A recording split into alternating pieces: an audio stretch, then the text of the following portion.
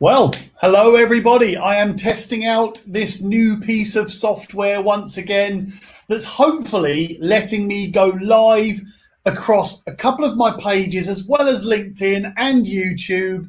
So hopefully I'm not talking to anyone, or no, hopefully I'm talking to somebody and you can all hear me. So if you could let me know in the comments below that you can hear me and I am there on your screen, that will be fantastic. But for the time being, I wanted to go live and run these numbers on a property investment deal. And I wanted to do it live because I wanted to show you how easy it is once you do some preparation. So this is a property investment deal that has been found by a client of mine who picked up a deal and gave me a call and said, Tom, these are the details. This is the property. This is the purchase price, and so on and so on and so on. What do you think? How much should I offer? And what sort of yield can I calculate on this? So he's emailed it to me over, and I hope he doesn't mind me sharing this information. I'm not going to share his name, but I'm going to calculate his yield, his return on investment, and everything absolutely live. Now, before I get into it, could you just drop me a message? Let me know that you are here. Hi, Andy. Nice to see you, mate.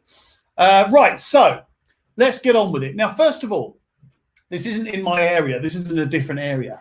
So this client has found a property which he believes that the market value is 75 grand.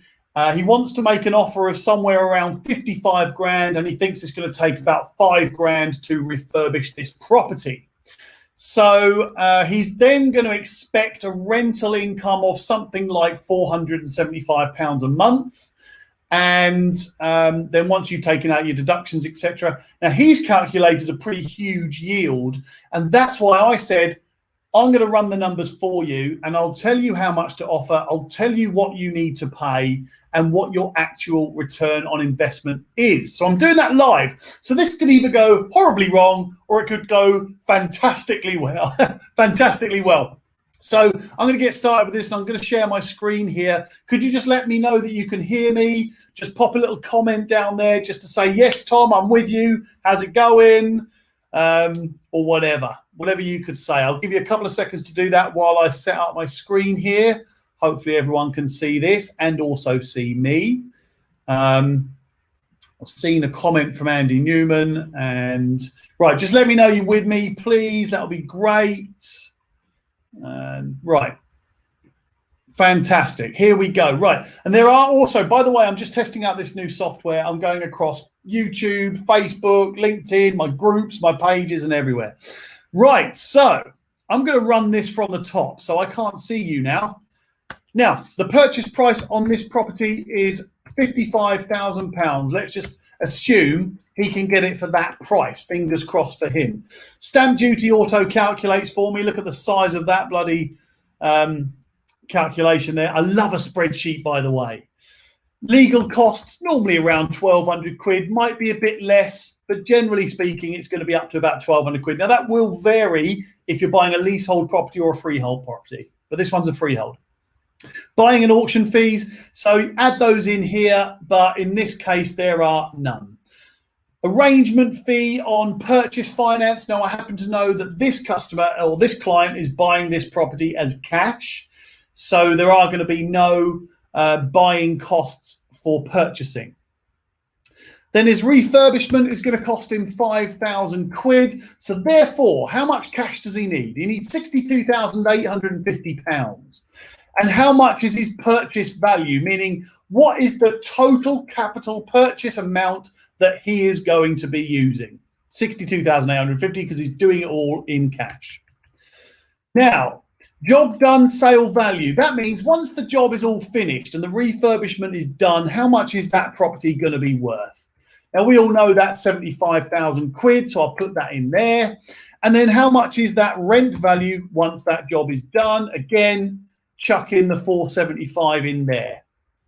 Now, you've probably heard me talk about how buy-to-let mortgage lenders calculate the minimum rent required for a property. Now, just to very briefly recap on that, I've just done a whole podcast and a video and a live this morning about this, so have a look at that live. But The loan to value calculation, assuming it's 75% of the value of the property, they calculate how much money they will lend you and what the minimum rent income needs to be by working out that the rent needs to be a minimum of 125% of the monthly mortgage payment if the mortgage payment was 5.5% interest. And by the way, people that have just joined me, drop us a comment, say hi. I'm just running the numbers live on a property investment deal that one of my clients has been offered. So I said I would do this, help him work out the calculation. Just to recap at the top here, 55 grand he's hoping to buy it for.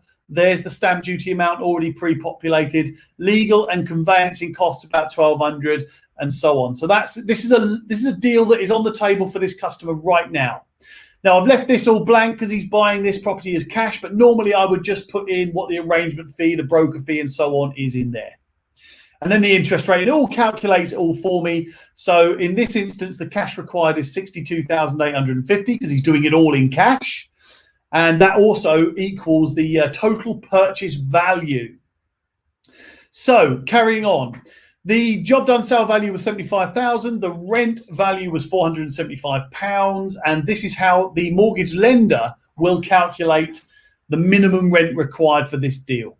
So the mortgage available on this property is going to be £56,250, which is 75% of the job done sale value, or GDV, gross development value, whatever you want to call it. Now, the interest rate at the moment, look, I'm guessing at this, but you need to speak to a proper mortgage advisor. Of course you do, but generally speaking, an interest rate might be somewhere in the region of 3.79%. And you'll also need to allow for the potential for an arrangement fee, another broker fee, survey fee, and legal costs as well, just in case there are further legal costs to refinancing this. So this is what's available to him. Now, going back up to here, once he's done that job, this property has cost him 62,850, but is now worth 75,000. So his intention is to buy it, refurbish it, and refinance it. So that's what we're working all this out for here. So now this is what he can refinance that property with. So if we look at it like that, the mortgage available to him there is 56,250.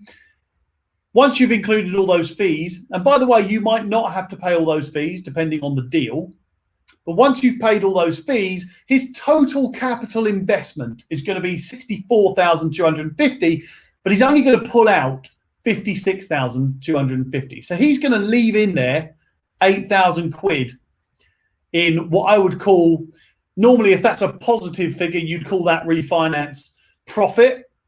However, I guess you would call that the remaining amount once he's refinanced. But then once he's taken that mortgage out, his equity is going to be £18,750 because he's got the mortgage, but the property is worth 75,000. So therefore, his total investment now, because he's decided to rent it out, is 26,750 because he's pulled all his money out except for 8,000, so that's still in and owed to him, and he has an equity of 18,750. So that is now his investment, £26,750. Now, why is that his investment and not the purchase price or the amount he spent? Well, because at any point he could sell that property and have that extra money in his bank, but he's not. He's leaving all of that in there. So that's now his investment. And that's how you calculate proper yield. So hopefully that makes sense to everyone. Just let me know that that's kind of clear and you can all see my shared screen here. I hope you can. Trying out a new piece of software, so you never know. But so now we need to work out, he's decided to rent this place out, right? So he's taken his mortgage out, he's taken the mortgage money out, and he's left some equity in there along with a little bit of his own capital. So now we know what his investment is. Now we need to work out the yield, the actual yield, the true yield of his property investment. So going back through the numbers, the property value is now 75,000. The mortgage balance is 56,250. Now I've left the appreciation figure 0 for the time being, and I will come back to that. Actually, I'll go through that now. Appreciation is roughly speaking what I expect the growth in value of that property year on year to be. Now, assuming that's going to be, I don't know, let's say 3%, right? Let's stick a 3%er in there. Actually, this is supposed to auto-populate. Let me just quickly do that while you're there. I must have accidentally deleted that. Let's pop it across here. Here we go. So as you can see, I'm just about to tell you the future forecast of yield as well. And that's really important because if, let's say, you take out a 2-year fixed mortgage, then in 2 years, you're going to be able to refinance that deal. I'm just about to show you whether you should refinance it and keep it, or at what point should you sell it? Because at some point, the yield in resale is going to be better than the yield in buy-to-let. It might not, but at some point it might be. Anyway, so now you can see the property value, the mortgage balance, the appreciation that you're anticipating each year. Now, I've left that as the same figure so that I can calculate the rest. The rent income is 475. Your mortgage payment, which is already calculated for me, because I've already put the details in up here, around there. The mortgage payment is going to be 177 quid. Management costs, don't forget management costs, and please don't DIY landlord anymore. The days of DIY landlords have gone because of the amount of legislation and issues that landlords have to. Anyway, don't get me started. Your cost of maintenance and compliance should be a combined 10% of the rent. Now, you're going to get some months and some years where you spend less money on maintenance and repairs and less money on compliance, but there's going to be other months where you'll spend more. So generally speaking, if you allow enough money to carry out repairs, maintenance and compliance, then you should cover yourself easily. So the gross profit for a rental property on this deal is going to be £202 per month. Nice. Now we need to work out what that's worth to us. Simple as that. And again, this hasn't populated. I told you this is either going to go really well or really bad. But anyway, so we know that the appreciation of this property, there it is. That's what I've worked out, haven't I? So this has to be, no. It's all gone horribly wrong. There we go. So just give me a second. Equals that times. Oops.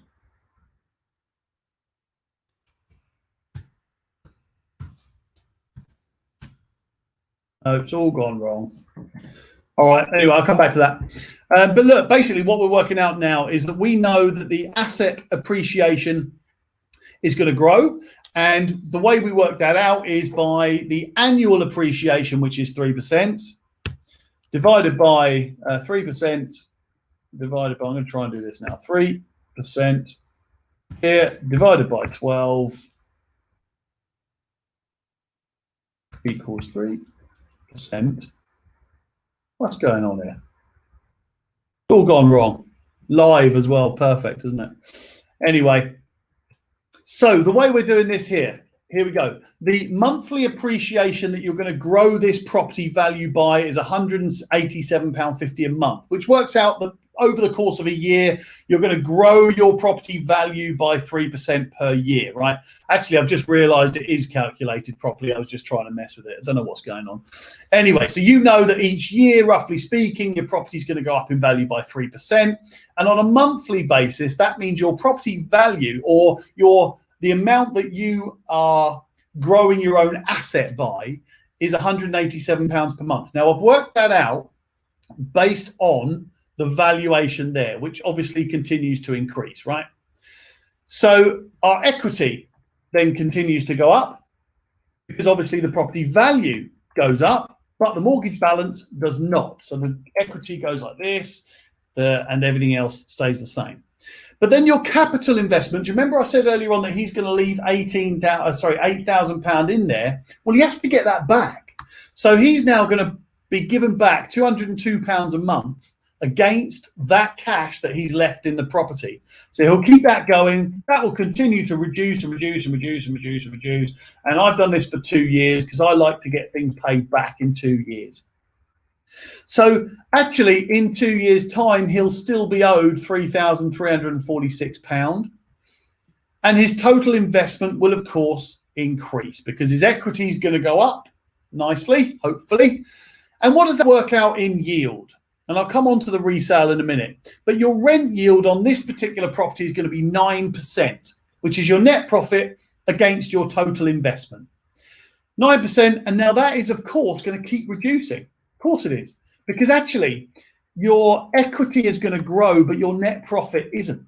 So really, at any point, remember, you could sell that property and take that money out. So your investment continues to grow until you can refinance. So your rent yield will continue to come down until at the end of this, it's not very good, and you can then refinance.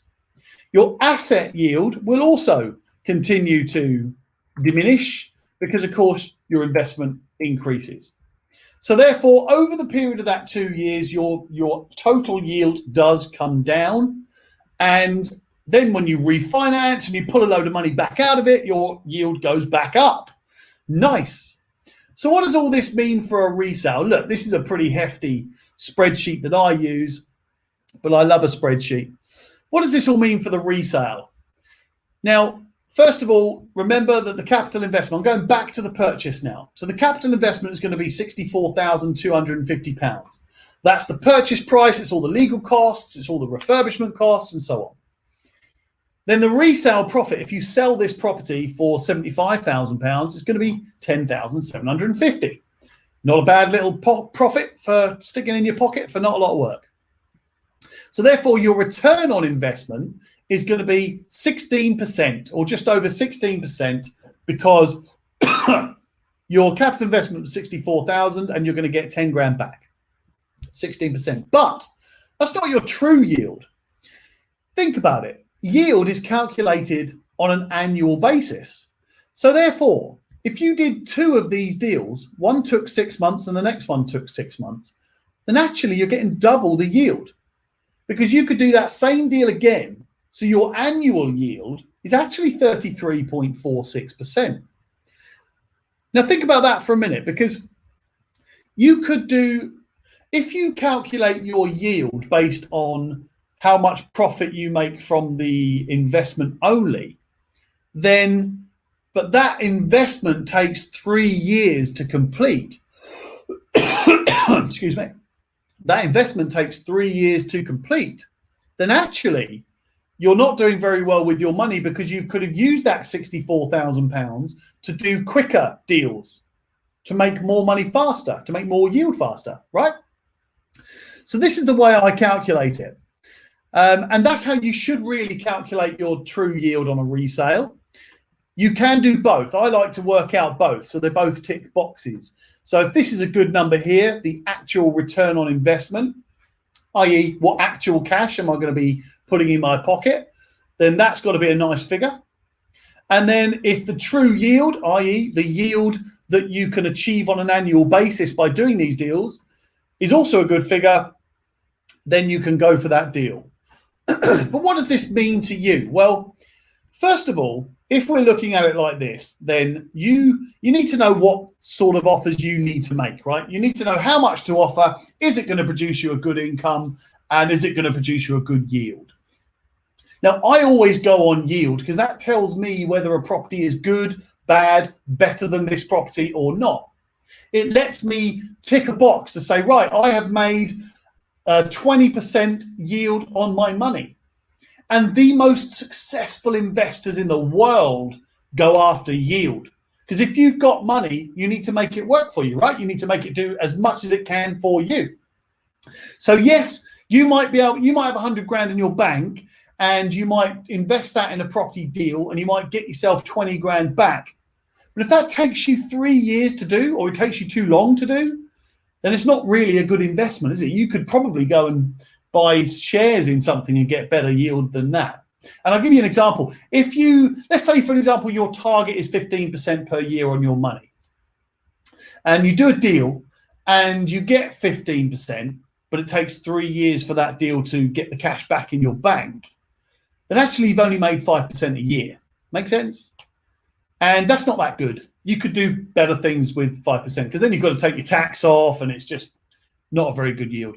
So look, hopefully that helps. Now I've made this monstrosity of a spreadsheet for myself, and I think I've just noticed a little bit of a mistake in there. I was trying to remove my I was trying to remove my figures from it because that's the one I've got. I had all of my property figures in that spreadsheet there, and I tried to just remove them all so that I could put my clients' details in there, and it backfired, didn't it? But you know what? That's life, isn't it? This is live, and I went for it. But I hope you're getting what I'm going through here, and I'm happy to help anybody out with deals to see if they work or not. But really, you've got to take into account all of those things that I've been through just there. And just to quickly recap, starts at the top. We're going to go, where are we? Starts at the top here. You're going to go purchase price, stamp duty, legal and conveyancing costs, buying and auction fees and other costs. That goes towards your purchase. If you're financing that purchase, you have to add in the arrangement fee, the broker fee, monthly interest, the minimum term on bridging finance if you're using a bridge, actual term that it's taken or that it's going to take. And you need to add all of those things in so you can find out your total purchase cost. Then your refurbishment after that purchase cost will enable you to calculate your total cash required for that job. Now, let me just give you another example here, right? Let's just say we are going to finance this property. So let's have a look. So I'll stick a broker fee in because somebody's got to arrange this for you. I'll stick a monthly interest in there, normally about 0.79%. I'll stick a minimum term in there for 3 months because some bridging loan providers do require that.